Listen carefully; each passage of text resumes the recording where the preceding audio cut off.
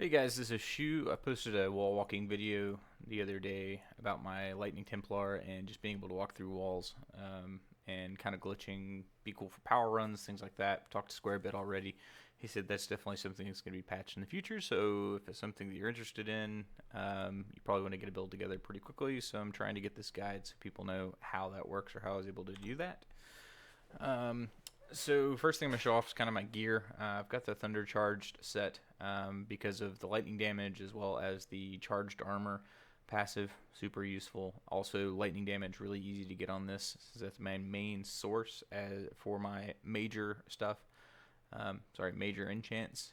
It's nice to be able to roll that pretty easily. Also, another nice piece to this is the 15% chance on hit to cause chain lightning that may be affected by this. I do not know for sure if that damage is calculated off that. It may just be calculated flat off of 120% of your lightning damage, which mine's 387% of what? I don't know. Still trying to figure out a few pieces in this. But anyway, so you have two things that do that. So you have a 30% chance basically to trigger that. And then, here's the last piece of that. It's the chest piece. Main stats that I'm going for on all of my gear is cooldown on everything that I'm able to, and I'm maxing that out. Lightning damage, because that's my primary source of damage. And then the other pieces is obviously movement speed if I'm trying to do the wall walking, overpower to cut down resistances, and then crit. Crit's useful. It doesn't proc anything really in this build or anything like that, but it is good for just increased damage output. I've got 250% crit damage, so 73% of the time, and I've got a crap load of attacks out there I'm able to trigger. So my accessory, my neck piece, and my ring, these are all just kind of meh pieces. I've got Thunderstone because it was easy to get the lightning damage on it. And then these two pieces basically just because they had 5 rollable stats, or they already had a major that was rolled to what I want it to be, like movement speed here, and then health on hit here, which is useful, but I don't need it that much because of Ascension. So the main piece of my gear that's really enabling me to do kind of the crazy wall walking stuff is Cloud Runners here, because of the 15% chance to increase your movement speed by 20% after killing a foe. So that ends up giving me 100% movement speed. Basically, all things combined on this single piece of gear, I'm able to get 100% from that. When I take a hit, 5% chance to get another 30, and then I have an inherent 20% on the gear. So that's 150% movement speed just from a single item. Obviously, that's when the stars align and all the procs happen. But as far as the chance on killing foe, it's extremely consistent. The 30% piece, when struck, not quite as consistent because I'm really not taking that many hits. But when it does proc, it's nice. So over to the skill tree, we'll start with the revenge tree. I'm basically taking tank for more health, taking slice so that I have a kind of a dash to move whenever I get pulled in by monsters or something like that, or there's an explosion. It's just a quick out. For the most part, I move so fast that I don't use this. It's almost faster to just run. Here's our main damage piece, is going to be Wrath. So we're taking this whole top chain because we want the critical strike chance, Surge, and then Overload because we want to get to Reloaded. Now, Reloaded becomes less useful once you've reached that max CDR because you don't need to reset the duration as often. But before you get to max CDR, it's nice because you can kind of pop your big cooldown spells and then use your Surge and immediately take 15% off. Alacrities are their main piece here for cooldown reduction, and then we have the static overload chain here. And my masters have 200% increased damage to static overload, so it does a crap load of damage. I'm already sending out a ton of orbs from Surge, triggering a bunch of orbs from magnetic orbs, and then ricochet in tight areas just increases my damage because everything's kind of bouncing back and forth. Magnetic Orb is my main damage spell. I'm going to keep that up as often as possible, which is very, very easy to do. It's a 9-second cooldown, and I think I get it down to like a 2-second thing. And because of Alacrity, I can actually pop a Magnetic Orbs, press Alacrity, and then pop Magnetic Orbs again. So I think I can get up to 6 to 8 of those running at once. And those stack. They're not. It doesn't reset the counter. It's just a pure stack. Let's see. Conviction, we're basically just taking Intensify and then Passion because we want that extra 10% damage, free damage. Didn't have anything else to do with the points. Here, the main pieces are going to be Prayer, and then the pieces attached to Prayer like Devotion and Favor. Prayer is going to give us more cooldown reduction, and then Favor is going to give us mana on hit, and then increased effectiveness of Aura that applies to Prayer as well as Alacrity. And then Ascension. So Ascension is really what makes this build shine because it halves all your cooldowns. So on top of having 85% cooldown whenever I have Prayer up, I'm cutting everything in half before that ever even applies. So we end up with cooldowns for things that should be 3 seconds, 4 seconds, 5 seconds being a second.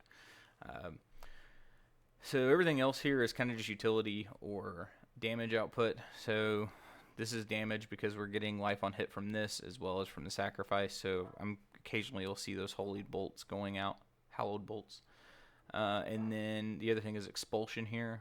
Expulsion is really nice because 100% chance on kill to release a Holy Nova. It's just free damage. Things are going to die all the time.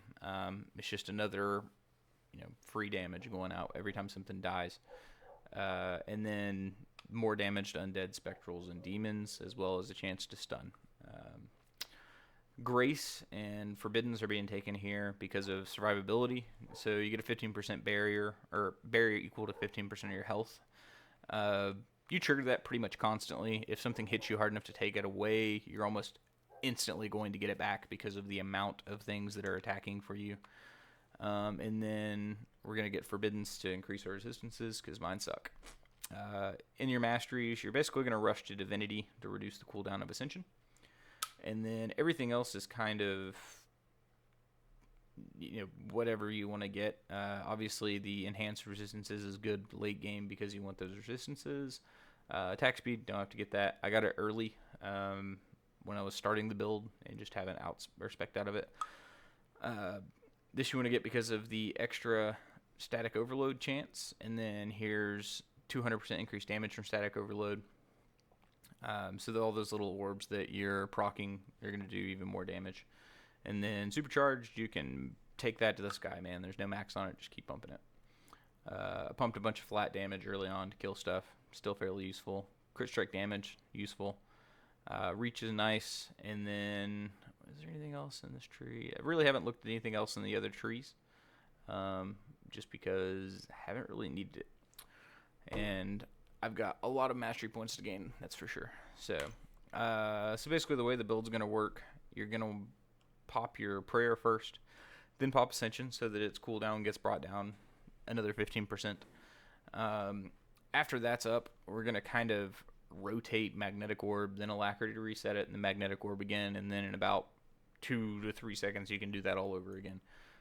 When bosses come out, we'll pop Surge, and then we'll use Slice just to kind of move around as necessary. But let me pop into an anomaly here. So, cool. Force anomaly. This is a good one for wall walking because there's so many obstructions in your way. So we'll Prayer, Ascension, Magnetic Orb, reset it, Magnetic Orb. So we're just going to kind of start walking towards things. And every time I reach a point where I need to stop. So right there I got slowed, which is partly why Slice is useful. Is because I was able to dash out of the slows. There we go. So now my movement speed is starting to pick up. I really got to find a big pack here. I'm just not finding it. So sometimes in these tighter maps, it's harder to get movement speed stacks because it takes forever. But really what you want to do is find a big pack, and then you can just kind of walk a direction. I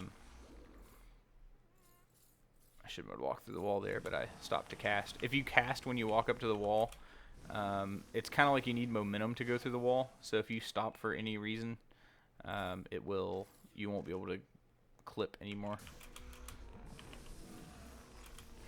So, but yeah, I mean, I'm really not having to cast anything.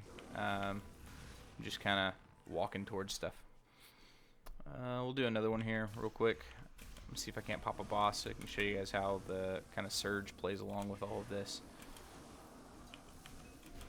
Alright, So I've got plenty of move speed rolling here. Just kind of clip through walls.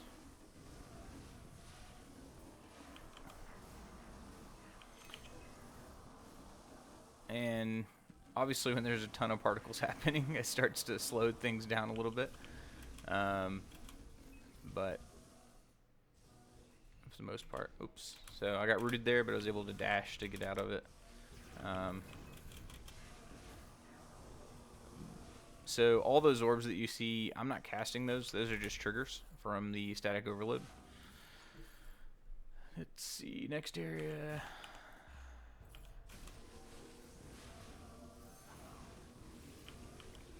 I'm sure this build eventually slows down. I've seen guys with similar builds rolling all the way up to anomaly 1,000.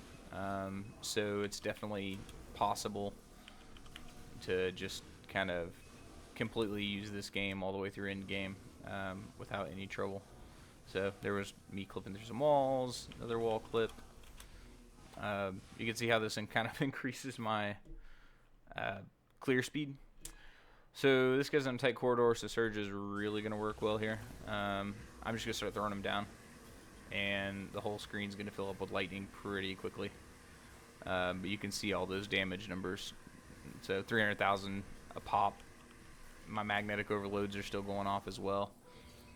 But I never even take any damage there. It's just kind of a constant heal because of things.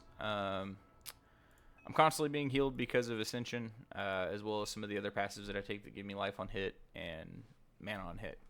So survivability is pretty great, even with crap resistances like I have. And then your damage output's pretty solid. Obviously, I'm not even close to really struggling at 60, so I can push a lot higher. And there's a lot that I could do to improve my gear, to just get more damage out of everything.